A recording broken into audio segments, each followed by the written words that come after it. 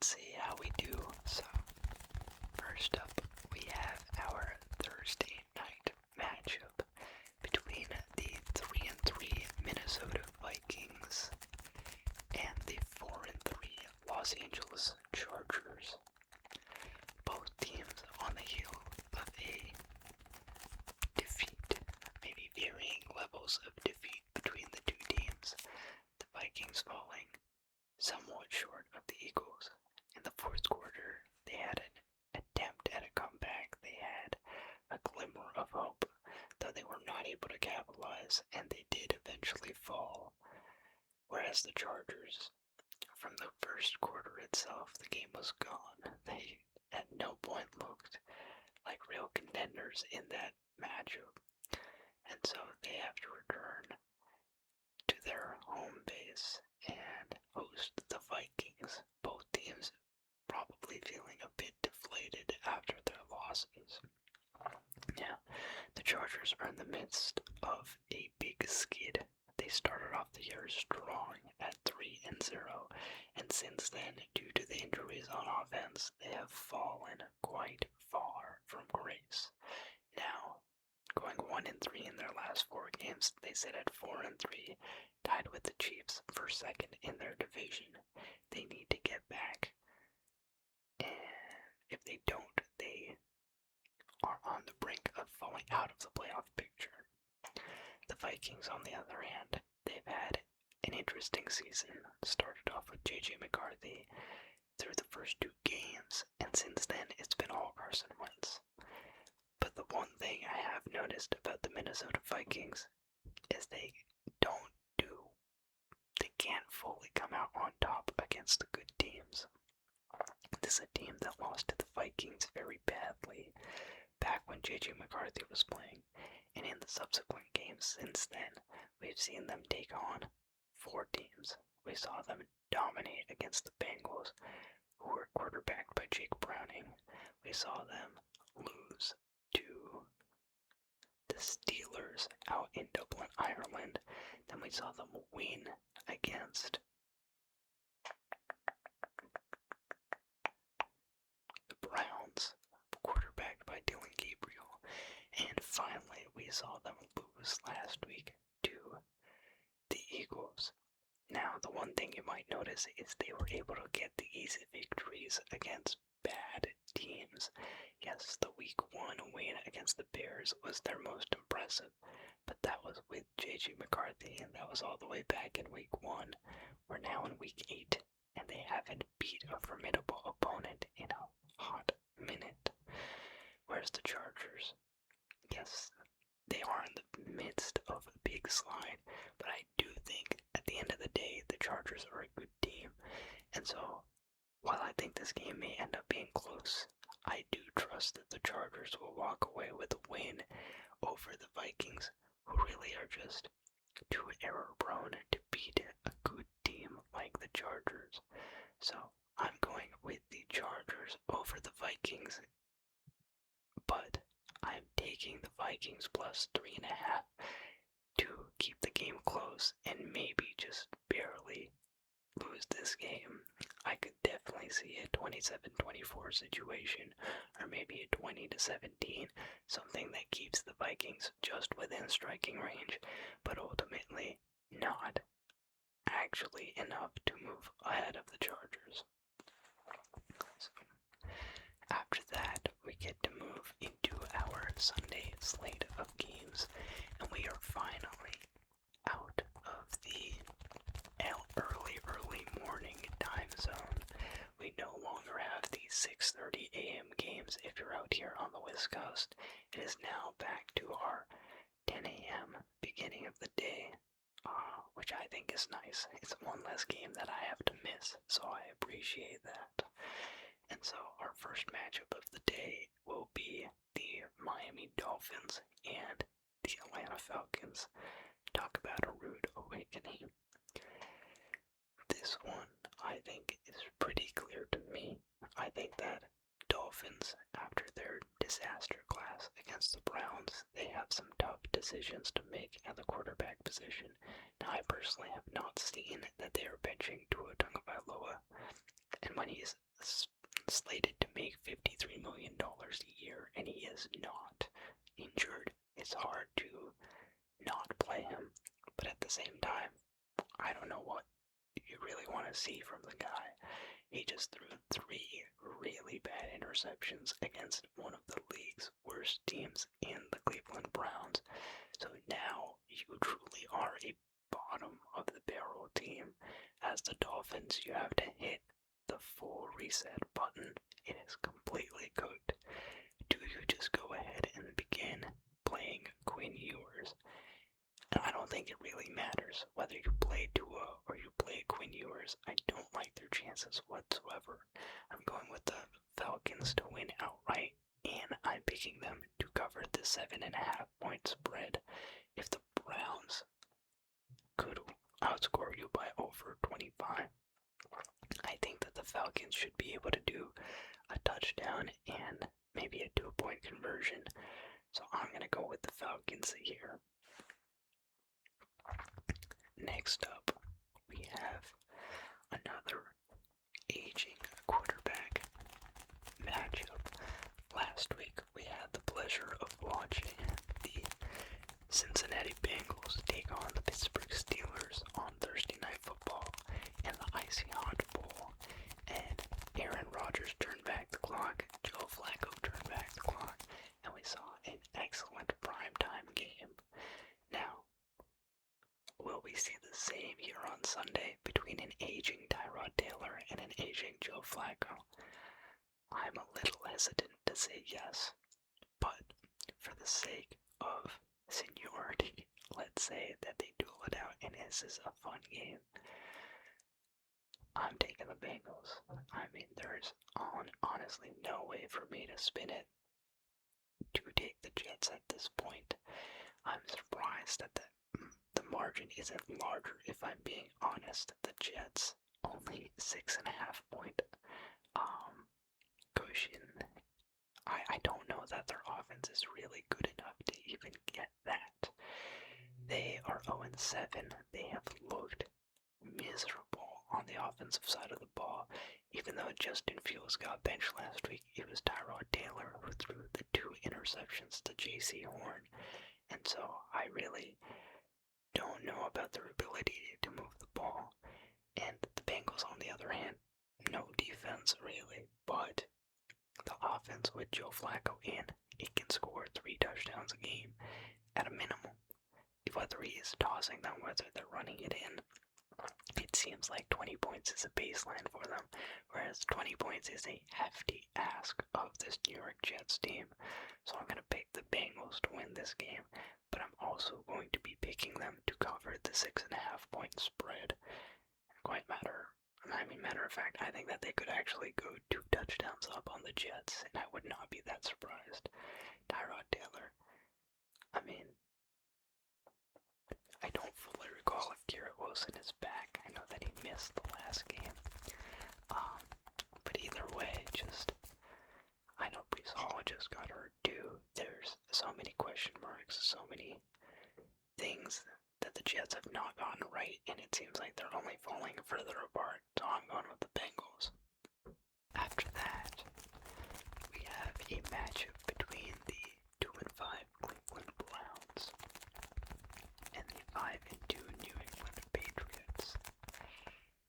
Now, prior to the season, I was not anticipating this level of success for the Patriots. While I did think they could go out and get wins, to sit at 5-2 heading into Week 8 was not really a possibility I envisioned. Even with my heavy-handed predictions in the first 4 weeks, you saw through weeks 1 through 4, I picked them to win every one of those matchups. And in that stretch, they went 2-2. So I thought maybe I was getting overambitious. And as soon as I doubted them, as soon as I thought this Bills team is a team they can't beat, they just took off. They just decided maybe we won't lose again.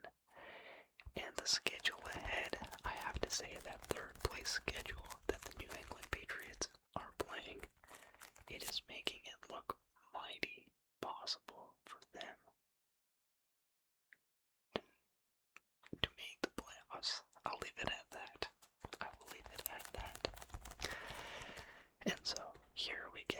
matchup between the Browns and the Patriots, and I do respect the outing that the Cleveland Browns just had, the 30-point party that they had against our division rival, one of our division rivals in the Dolphins. I think that was an impressive, a joyful day for the Browns. But unfortunately, Drake May does not throw like Tua Tagovailoa. Yes, both tend to have high completion percentages, but Tua really specializes in throwing to the other team this year.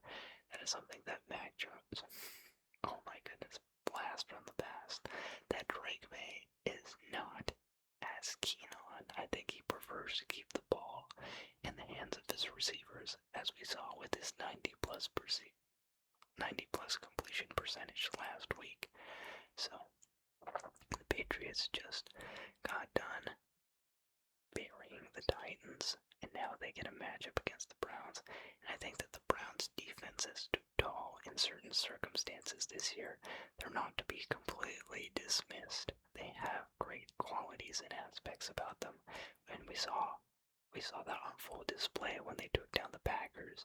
So there is always that upset ability.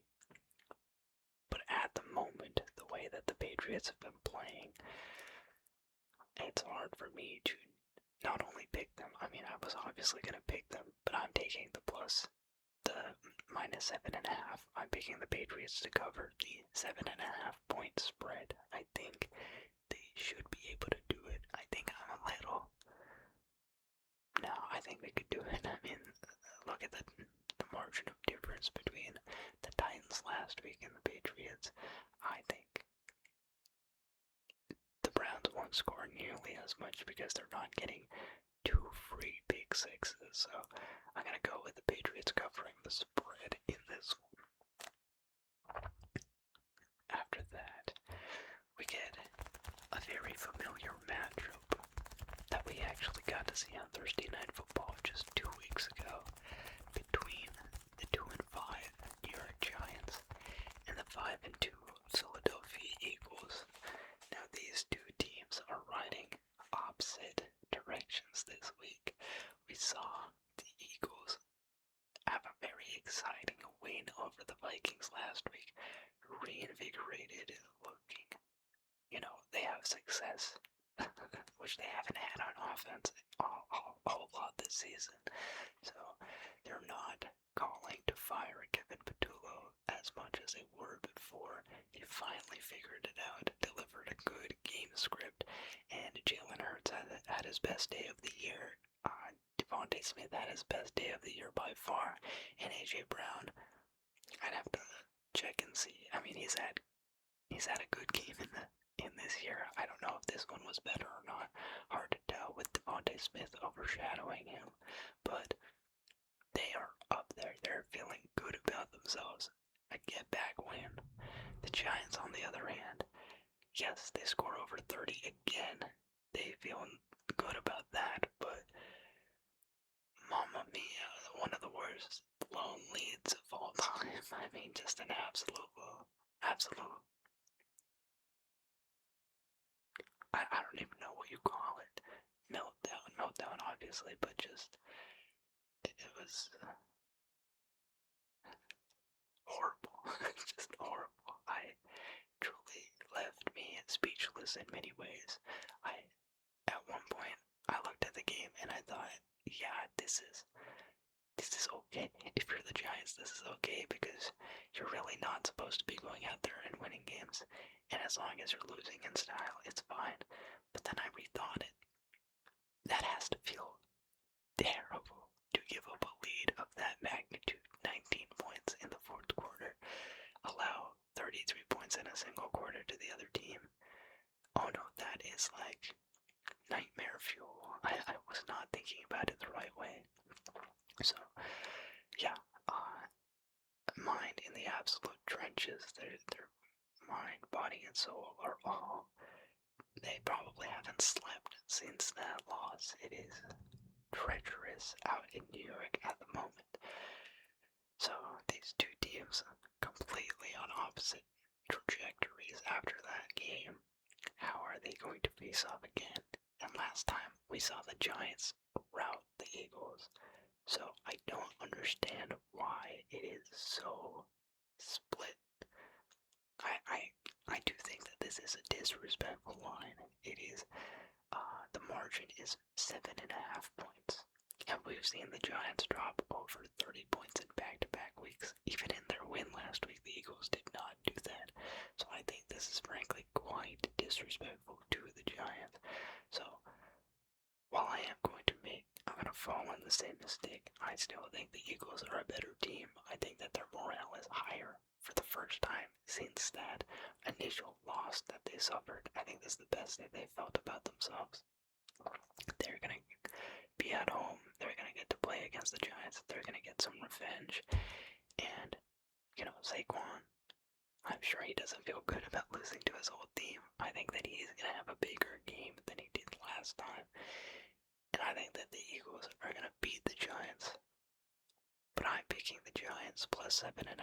They have just looked too good on offense. I cannot discredit them this highly. I mean, the Eagles' defense has not been that good.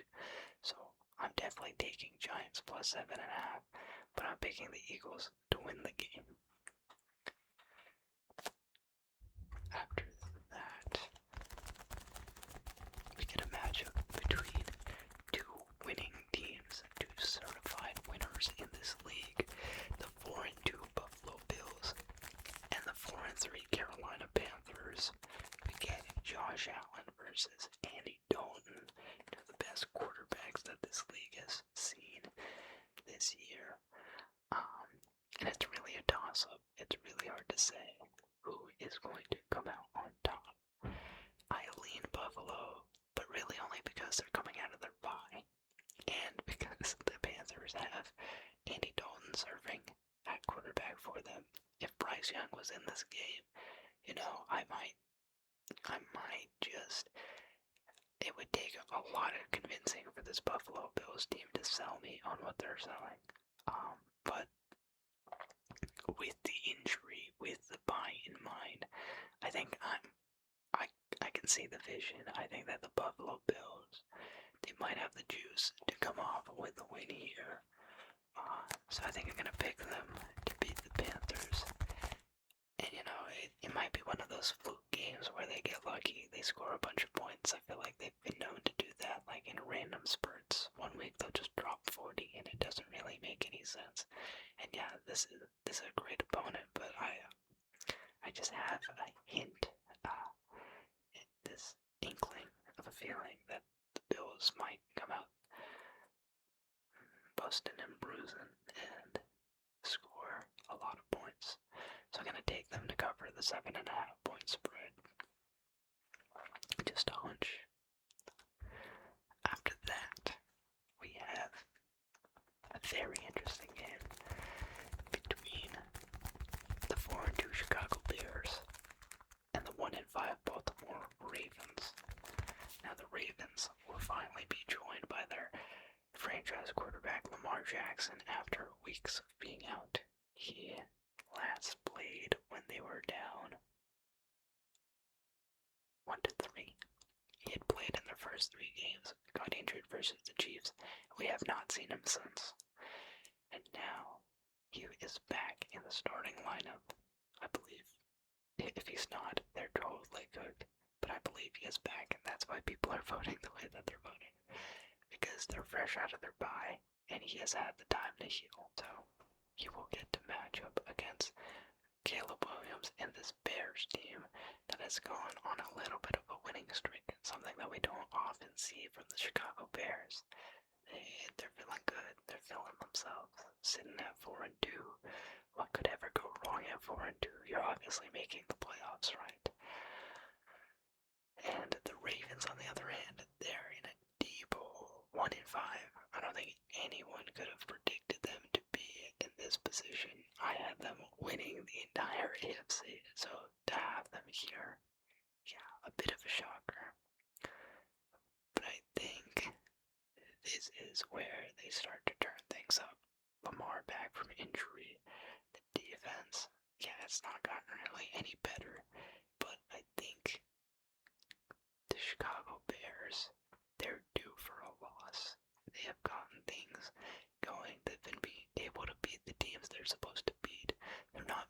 careless mistakes that they usually do. But I think this is one of those times where they're just going to get caught flat-footed against an opponent that really has been out of the picture for a little bit. Obviously, everyone is keeping their eye on Lamar and knowing that he's going to be back. But I think until we see it on the screen, no one will really be prepared for it. I think that this team is going to come out hot. They're going to get a big win. And I think it's going to spark some chatter of, oh my goodness, what if the Ravens do get hot? What if they come out of this lull, this stretch, and they just start tacking on the wins? Can they still make the playoffs? And truth be told, I don't know. But I know for sure they are going to give every ounce of effort to get there. We've never really seen Lamar play a full season. And, well, obviously, sorry, we've never seen him play a full season and be a losing quarterback. Usually when he gets hurt, he's out for the rest of the year. So it's kind of a strange predicament where they're going to get him back. I am intrigued to see how they finish out the year. I think that they could go on a Bengals type run that they get all the wins all of a sudden, they really make a push for it, and it comes down to the final week.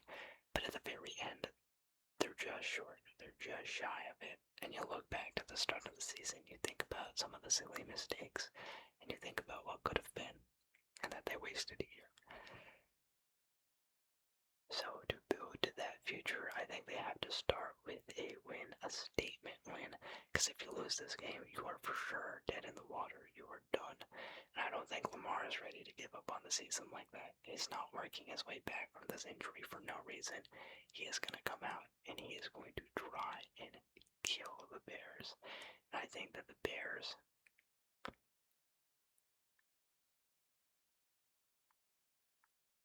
they just have to try and mitigate the damage. I think that they're their best of. I mean, maybe their defense plays well and they... No, I don't know. I don't really see it. I think that the Ravens are going to win and they're going to score a ton of points. I'm picking the Ravens to both win the game and cover the 6.5 point spread. I'm expecting a 30.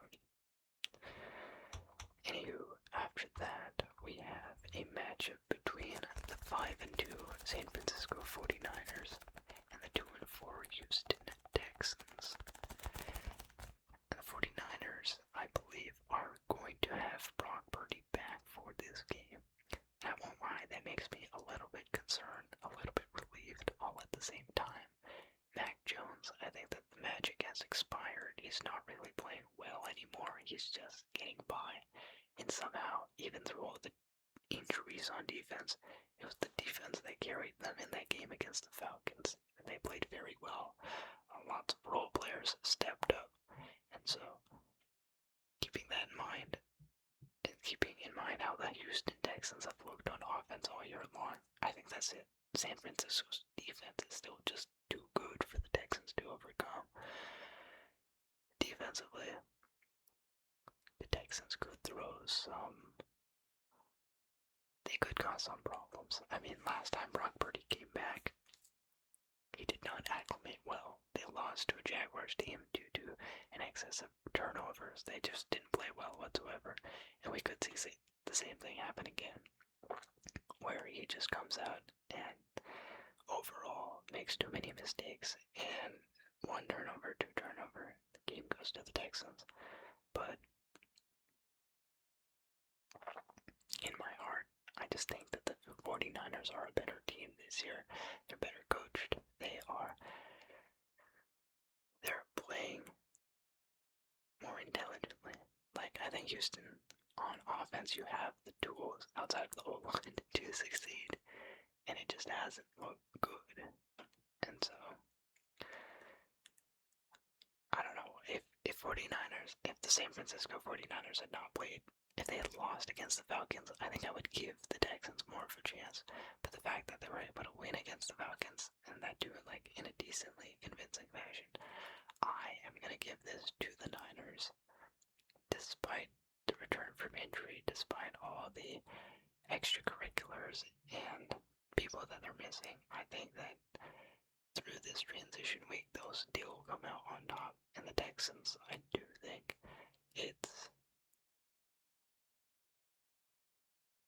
might be it. It might be the nail in the coffin, this one. So yeah. After that, we get an NFC South showdown between the Tampa Bay Buccaneers, who are sitting at 5-2, coming off a loss on Monday Night Football to the Lions, and the New Orleans Saints, who are 1-6. Now the Bucks only scored 9 points on offense and saw even more offensive injuries. And I feel a little bit bad for them because, that game against the Lions could and should have been more exciting, more productive for them. They are a good team. They usually can run with the big guys in that game. Even as injured as the Lions have been on defense, you could venture and say that the Bucks are just as injured on offense, if not more. So they really canceled each other out in that way. And we saw what happened when the Lions offense took on the Buccaneers defense.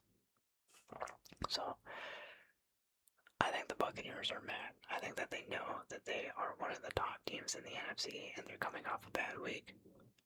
And they just lost one of their leaders, their guys in Mike Evans for basically the whole year. They're dealing through a bunch of injuries, but I think this is their time to get out their frustrations. They're going to go against the Saints. They're going to march into New Orleans, and they are going to really demonstrate how they have been feeling after that loss on Monday. I think Baker, worst game he's played so far this season.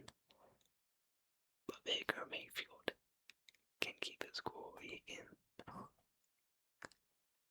I don't know if that's the right word. I think he is going to bring a world of pain to New Orleans. I think that he is not going to spiral. This one bad game is not going to affect the rest of his games. I think he's still going to be at the top of the MVP candidate conversation after he goes out and has 3 touchdown day against the Saints. And I think that the Saints, they had a bad game against the Bears. They lots of turnovers on offense, just a sloppy game all around. And even though the Buccaneers are injured, I think that the Saints are still going to struggle because the Bucs are just going to want it more. And the Saints, they will try their best to put up a fight. But I'm not expecting that great of a fight. So I'm going to go with the Buccaneers winning this game and covering the 5.5 point spread. After that, we are going to have a fun matchup in Denver between the 3-1 Dallas Cowboys and the 5-2 Denver Broncos. Broncos, they win an exciting one against the Giants, like we talked about, scoring 33.25. The Cowboys last week getting a big win against the Commanders, 44 points on their heads. A little bit from the offense. A lot from the offense, a little bit from the defense. All around, just a great win. Dak is hot. Dak is red hot. He is, 3 straight games with 3 touchdowns, no incompletion, not incompletions, but no interceptions. And I think this is the true test. Can he go out and do it again against the Broncos defense? And who's to say that he can't? They just allowed Jackson Dart to throw for 3 touchdowns, so I think he can keep that hot streak going. It's just, will he throw a pick or not? And he might this week. He might throw one. But I think that the Cowboys are going to put up points.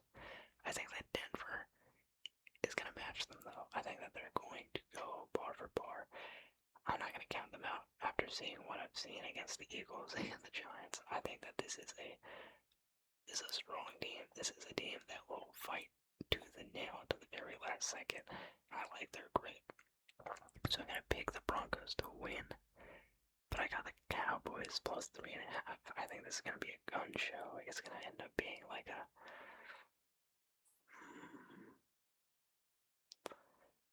let's say 27-30. I like that score. I think that the Cowboys will stay close. Close but no cigar. After that, we have a matchup between the Tennessee Titans and the Indianapolis Colts.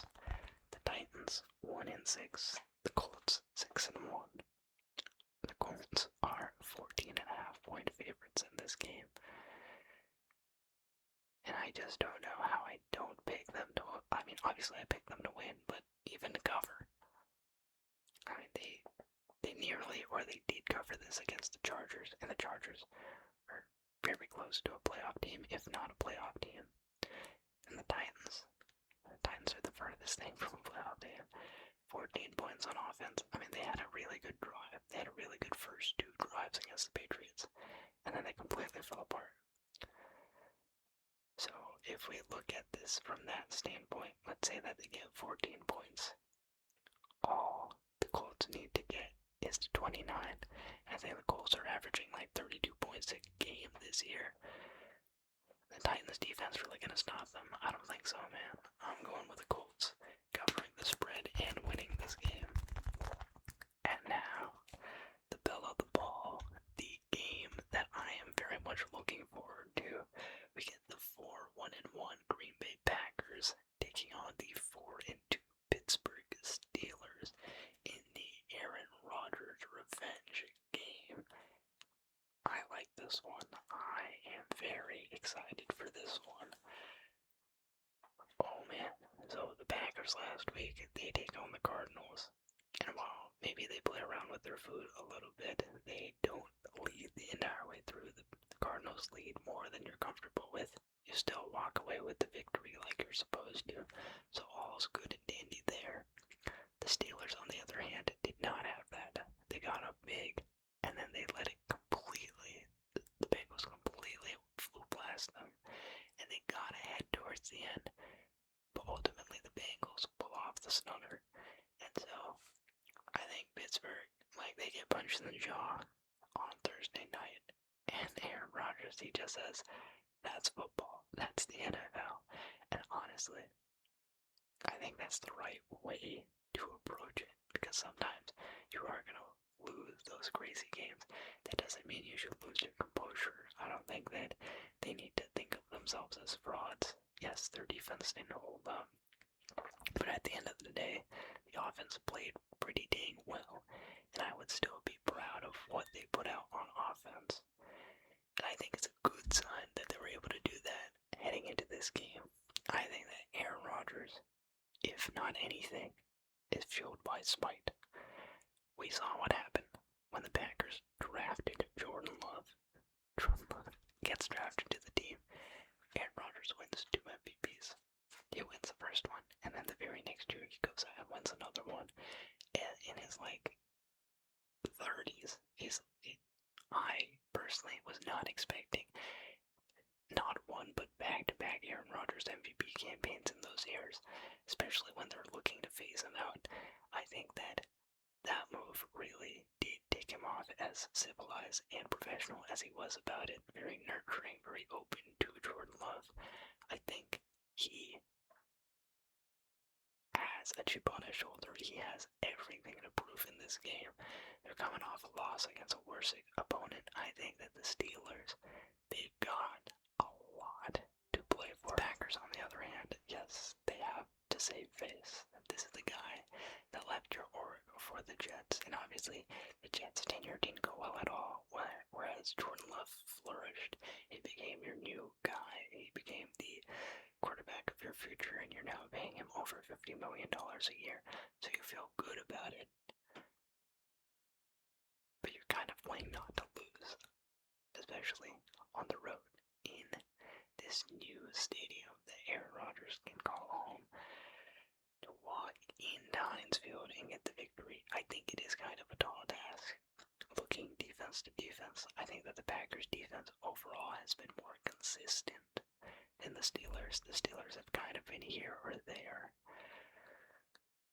But I don't like their loss against the Browns. I don't like how they allowed 40 in that Micah Parsons revenge game when Jerry Jones had he had given you the keys to his defense. He traded Micah Parsons. You guys had every right to go and make him look like a fool, and the defense froze. Allowed 40 points to Prescott and company, and you end up in a tie. And the tie, I think, really is a loss. I consider it a loss. That's not what you were expecting in that game. Everyone expected the Packers to go out and win. And while, yeah, you didn't get outscored, the fact that you almost nearly blew the overtime and just had to settle for the field goal, I am considering it a black mark on the Packers record. So, knowing that this is a revenge game for Aaron Rodgers, knowing that he operates with heat in his heart the way that he does, knowing that this is a home game for the Pittsburgh Steelers, I think that they have the advantage. I really do. I think they've got a lot to prove, and Rodgers is going to try with every ounce of his soul to make the Packers feel bad. I don't think that it's gonna be all love in the post-game presser. He's gonna be like, yeah, I gave like 17 years of my life to that organization as all love. But I think in game, we're gonna see him pull out all the stunts. We're gonna see him pull out the discount double check, the triple bump celebration. He is gonna be doing tricks on that football and trying to make them look as bad as possible. I think we saw vintage Rodgers last week because he's really gearing up for it this week. I think he's going to pick them apart. So I'm going to pick the Pittsburgh Steelers to win. And yeah, if I have them winning, I definitely have them in the plus 3.5. And finally, that brings us to our last matchup of the week. This is going to be Monday Night Football between the Washington Commanders and the Kansas City Chiefs. And look, this would have been a fun game if Jaden Daniels and this Washington Commanders offense was healthy. I think it would have been very fun to see him take on the Patrick Mahomes Chiefs team, especially. Just knowing how the Chiefs have looked this season, I think it could have been a game in which we actually predict the Commanders to maybe take it from the Chiefs. But knowing that the Chiefs are red hot like this, that they've climbed out of their hole, that they're back in the winning column, they got Rashee Rice back, and everything is working for them. And that the Commanders are down Jaden Daniels, are playing Marcus Mariota. Yeah, no, there's no question about it. I think that the Chiefs, they're going to win this game. They're going to cover the 10.5 point spread. I mean, Dallas just scored 44 on their 22. I think that the Chiefs, unfortunately, they are back. They are back like they never left. And they're going to win this game. So that about does it for our Week 8 slate. Let me know what you think, who you have winning and losing, who you have against the spread, with the spread. I've done it in the last 2 weeks. I ultimately picked this up a couple weeks ago, midweek 5, or no, midweek 6. I don't quite remember, but I've gotten, I'm not doing too well. I'm doing alright so far with the spread. I'm 13-7, nothing great. And in my other picks so far, I'm 66-41, which puts me in the 76.6th percentile. And I'm okay with that. I think that's a lot better than I've been at most points in the season. So things are getting better. Last week, I'm coming off a pretty good week, where I went 12-3. So I'll take it. Trying to turn those. Let's get on. Let's go on a couple good weeks of action. I really want to push into that 90th percentile. I mean, 76 is alright, but by the end of the season, that's where I want to be. So, fingers crossed. Hopefully we get there. But yeah, thank you for watching, and I will see you next time.